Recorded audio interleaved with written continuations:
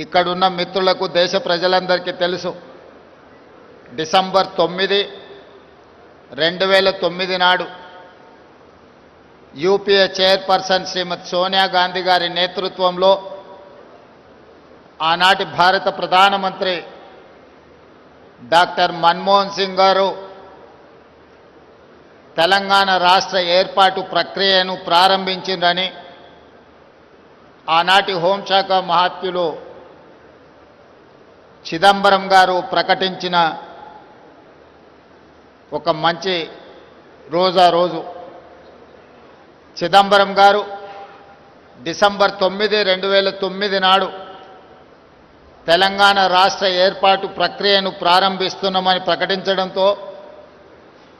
6 దశాబ్దాల తెలంగాణ ప్రజల యొక్క 4 కోట్ల ప్రజల యొక్క ఆకాంక్షను ప్రతిబింబిస్తూ యూపీఏ ప్రభుత్వం తీసుకున్న నిర్ణయం ఈ ప్రాంత ప్రజలకు సంతోషాన్ని,